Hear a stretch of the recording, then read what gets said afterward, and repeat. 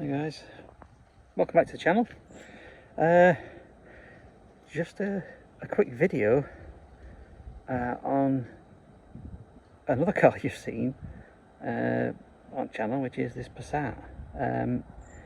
You saw previously we deep cleaned it and attempted to resolve the leak issues, and since then the owner has decided he wanted to get rid of the car. We popped an offer in, they accepted it, and it's now ours. It's got no MOT, so we need to sort of make sure everything's right for MOT and put through an MOT. But you can only just see the front of it there, but I've got a Ford Focus there and it's got a bit of a blue smoke issue. Tried dealing with stuff for it for ages, and having drove this one compared to my Focus, this is such a better drive, so I think I'm going to have this and get rid of my Focus. So there are, if you remember from last video, there are some things that we need to sort out on it, most notably some bodywork issues. Now I'm not going to get a full respray on it, but I am going to sort this back door out and get a new back door, and we'll have the wing painted there, the rear arch painted there and blended in. Obviously got damage on rear bumper. We've got this parking sensor that's popped out that we need to put back in. It's got general scrapes on it, so we'll give it a mop. I've got some backlights for it, and I will be changing these backlights today because that one is, looks like it's missing it, let some water in, and obviously this one's cracked, so we're going to change that. Obviously we don't need to go down the route of cleaning it, it's just a quick clean obviously since it's left our possession, but what we've still got in here is we've still got a damp issue, so there is definitely still a leak somewhere. So what I am going to do today, I'm going to have another look under here, because if you remember last time it was submerged in water, and we've had some recent storms, so it is possible that it's the same things happen. So we'll have a look and see what we can get up with. So yeah, come back in a bit. Hi guys, sort of cut back in. Let's see if I can turn this torch a little bit better. Well, straight away you can see there must be something somewhere, because the battery is damp on that side.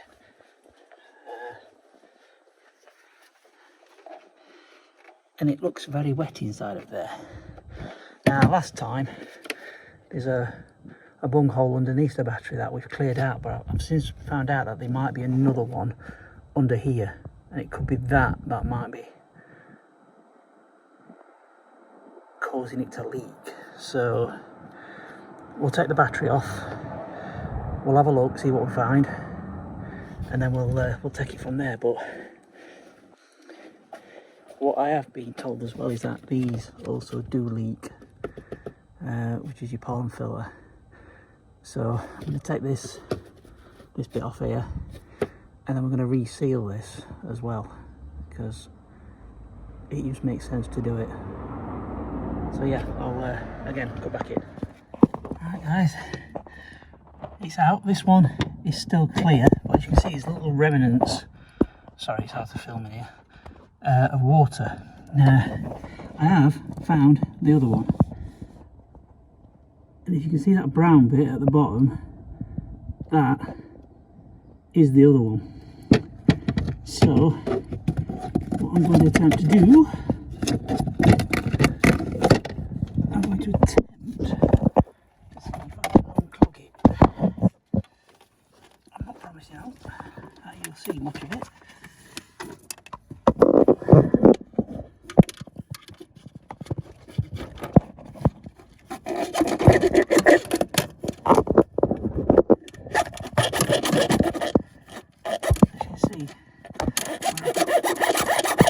this thing going down,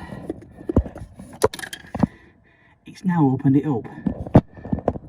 So it looks like we missed that last time, and that's where the leak has been coming from. So hopefully, fingers crossed, that is it. I'm going to try and get it cleaned up a little bit better, and I'll go back in a bit. Hi guys, just first pass it, just cleaning it all out, but as you can see,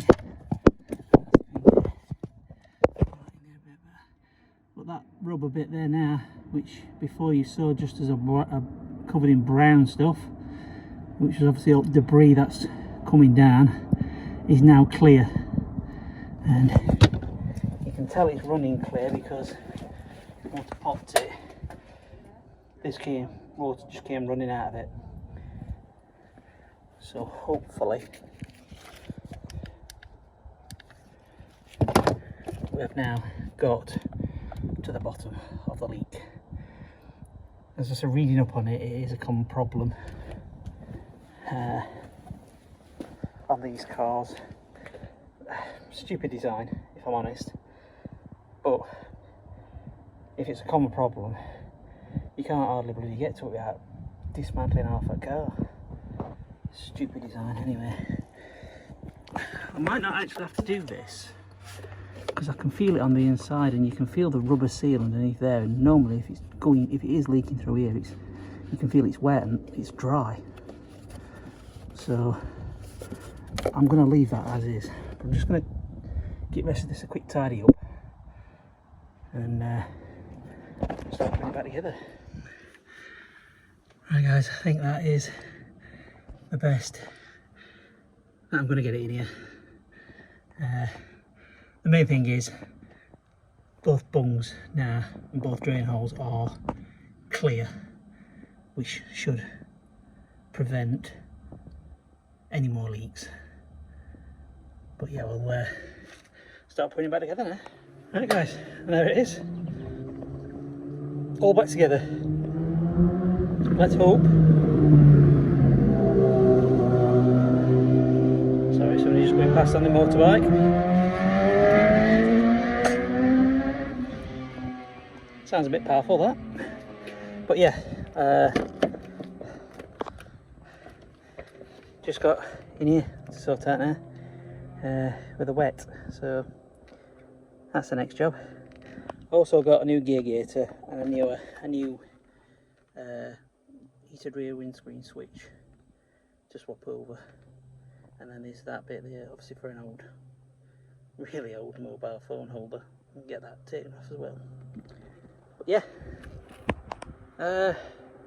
shouldn't actually be too long before I'm driving this. Just got MOT to sort out, and we're good. Catch you in a bit. So guys, I'm just replacing the switch, and what you do is obviously you just get either a small flat blade, or like I used here, just a little pick to get inside to prise it out, and then once it's out, you've got this purple bit at the back of it. You prise both of those out, and then you can pull the switch off, and then obviously we will replace it with a new one. As you can see, switch is back in, turn on the ignition, and you might not be able to see, but now it works. What we're going to do now is take this gear gate, and if you around, pull this up,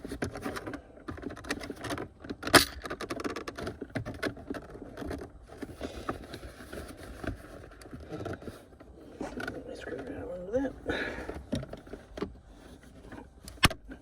There we go. If you pop this up, you can see there is a little clasp here that you need to get a screwdriver of some description inside to widen it out. And if I show you on the new one, you widen it out and then it'll just pop off, and then when you place this one back in, need to get some pliers or something and crimp that together, and that's what holds it in place. So again, I'll go back in because it's a two-hand job and show you once it's off. As if by magic,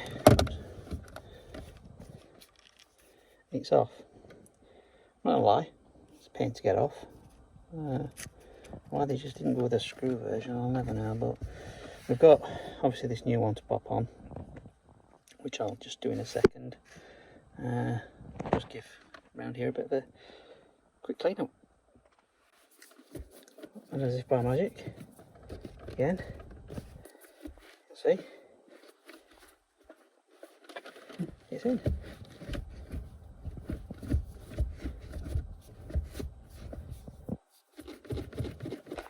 So guys, what I'm going to do now is just going to do these back lights.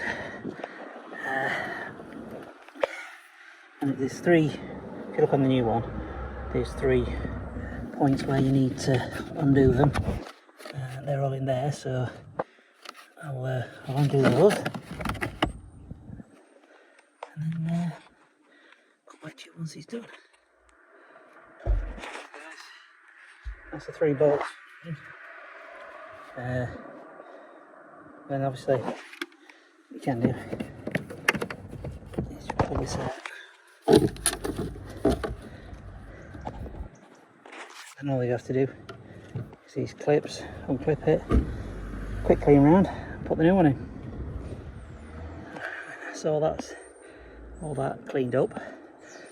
It's good to note that this bumper is going to have to come off at some point for that parking sensor, so it's good to know that. And I know there's two bolts in here that need to come off, which means obviously backlights will have to come back again at some point. So, no total waste. There you go. Backlights done. Hi guys. Just a quick update on Passat. Previous videos you saw, you will have seen that we were addressing some issues regarding getting this car ready for MOT, and I was contemplating having this as my daily driver. You can see now there's no Ford Focus sitting about. That's because I've sold it. I now drive this car. This is my daily driver. Like I previously mentioned, this is just such a smoother ride, a smoother drive should I say, than the Focus, so it was a no-brainer. The car itself, obviously we've done some bits and bats, getting it ready for MOT. We continued those off camera. Obviously due to selling the Focus, I needed to get this through as quick as I possibly could, and as you can see in this bit of cutaway that you'll see now, I'll show you the MOT. We have a pass, 4 years MOT. Just a couple of advisories, nothing too major, which looking into obviously the history of the car, we're going to give it a service later in some probably June, July time, and obviously we'll address those issues at that particular point in time. So as I'm driving it, there's still things that I need to sort out. Obviously, wing, need to sort that out. I need to get another door for it. At some point, try and sort something out with this bit of the on the arch.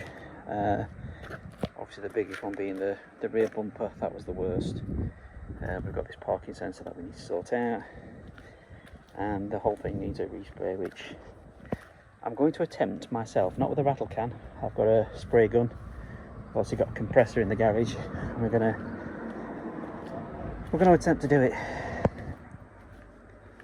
And at the same time, I'll try and blend this bit in as well with the paint that we've got, and possibly these little bits here.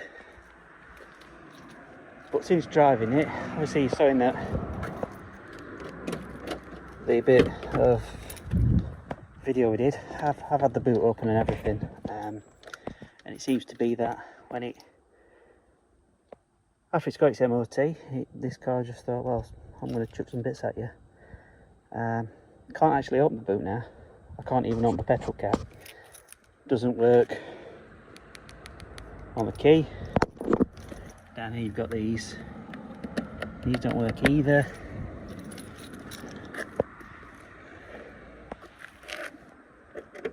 And neither does it work there. So at the moment, struggling for fuel. I have to go through the back seat, manually open it, and stick fuel in that way. As you can see on here, you can clearly see the boot's closed, and it's basically on dash saying that it's open when it's not.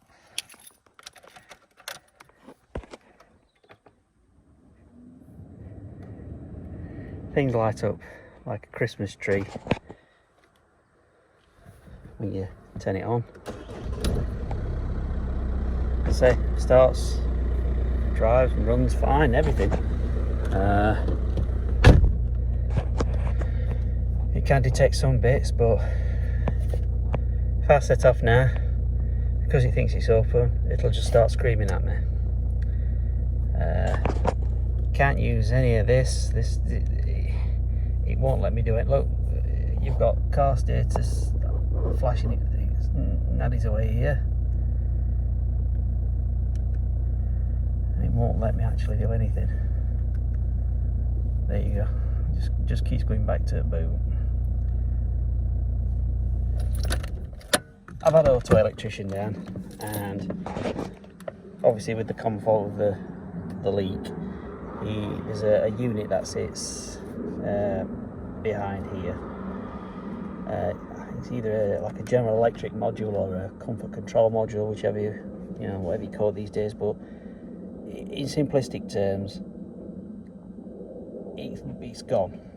Well, it's not gone, but there's aspects of it that aren't working properly, and they need to be addressed. But to do all that, I've literally got to take a lot of this bit to bits, and I need this because it's my daily driver now, so I need to wait until I've got a week's holiday at work, and that's when I'll start attacking it. Obviously I need to get the code off the unit itself to match one up, and that way we can get a replacement. Auto electrician says he needs coding in. Could be right, could be wrong. He might just want to get more money out of me, I don't know, but we'll obviously try it first. If it doesn't, then we'll get him down. He says he'll do it for 50 quid. But yeah, I just thought I'd give you an update. That's going to be kind of the end of this video now, seeing as though it's my daily driver, and it's now sort of a